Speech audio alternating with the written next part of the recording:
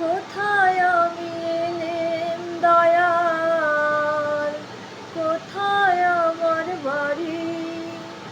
পরের ঘরে থাকি দয়াল, নিজের ঘর যে নাই। পরের মাকে মা বলিয়ে মনের স্বাদ মেটাই দয়াল, মনের স্বাদ মেটাই। এ ভাঙা গড়া খেলা দয়াল, আর কত খেলা? কোথায় আমি এলেম দয়াল, কোথায় আমার বাড়ি? পরের ঘরে থাকি দয়াল, নিজের ঘর যে নাই। পরের মাকে মা বলিয়ে মনের স্বাদ মেটাই দয়াল, মনের স্বাদ মেটাই।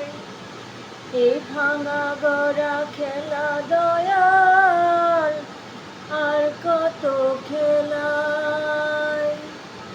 কোথায় আমি এলেম দয়াল, কোথায় আমার বাড়ি? পরের ঘরে থাকি দয়াল, নিজের ঘর যে নাই। পরের মাকে মা বলিয়ে মনের স্বাদ মেটাই দয়াল, মনের স্বাদ মেটাই। এই গানটা আজ থেকে প্রায় 40 বছর 42 বছর আগে আমি শুনেছিলাম রেডিওতে। তখন আমার বয়স ছিল মাত্র 12 বছর সামথিং কিছু হবে, মানে আমি ক্লাস 6-এ পড়ছি। আমার দিদির বিয়ে ঠিক হয়েছে, দিদির আশীর্বাদ হবে 1-2 দিন পর। তো এমন সময় আমি রেডিওতে এই গানটা শুনছিলাম। তো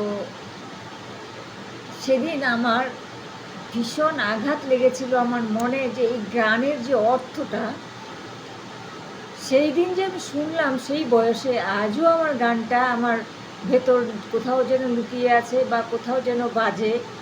আমার সেই সময় গানটা শোনার সময় আমি গানটা শুনছিলাম আর মনে মনে ভাবছিলাম, আমার দিদিরও তো বিয়ে হয়ে যাবে, দিদিও তো অন্যের বাড়িতে থাকবে, আরেক বাড়িতে চলে যাবে, সেই শাশুড়ি মাকেই মা বলে ডাকবে, নিজের মা থাকতেও নিজের মাকে ডাকতে পারবে না, দিনের মধ্যে 10 বার তার শাশুড়ি মাকেই ডাকবে। সেই ভেবে আমি কেঁদে ফেলেছিলাম। আর গানটা মনে মনে খুব ভাবছিলাম যে সত্যি তো মেয়েদের জীবনটা কি, মেয়েরা নিজের মা থাকতেও অন্যের মাকে মা বলতে লাগে, নিজের ঘর থাকতেও অন্যের ঘরে থাকে। এককালে মেয়েদের বলে বাপের ঘর, এককালে বলে শ্বশুর বাড়ির ঘর, আর শ্বশুর ঘর বা স্বামীর ঘর, আরেককালে বলে ছেলের ঘর। মেয়েদের ঘর বলতে কিছু নেই, কোথাও নেই। তাই আজকের ডেটে মেয়েরা তার নিজের পরিচিতি গড়ছে বা নিজেরা নিজের বাড়ি তৈরি করছে, তথাপি কোথাও যেন একটা ভেতর লুকিয়ে আছে, এটা আমার বাড়ি নয়। একটা সময় গিয়ে সেটাই পরিচিতি পাওয়া যায়। সেই যে আমার ভেতর কথাটা গেঁথে গেল, আজও আমার মনে পড়ে সেই দিনটা, যে আমি সেই সময় কিন্তু অনেক ছোট, আর আমি সেই সময় উঠান ঝাড়ু দিচ্ছিলাম। তো ঠাকুমা বলছিল উঠানটা ঝাড়ু দিয়ে দে, স্কুল যাওয়ার আগে উঠানটা ঝাড়ু দিয়ে স্নান টান করে সেরে আয়। তো আমি উঠানটা ঝাড়ু দিচ্ছিলাম, এমন সময় রেডিওটা বাজছিল, সকাল 6:30 বাজে, হয়তো 6:30 7টা কিছু একটা হবে, মনে নেই এতটা। কিন্তু যে গানটা আমি কিন্তু ভুলতে পারিনি, কেননা আমি সেদিন খুব কেঁদেছিলাম। আমার দিদির বিয়ে হয়ে যাবে, দিদি অন্যের মাকে মা ডাকবে, আমাদের মা থাকলেও আমাদের মাকে মা ডাকতে সে সুযোগ পাবে না, কেননা শ্বশুরবাড়ি থেকে কবে আসবে, কবে ডাকবে।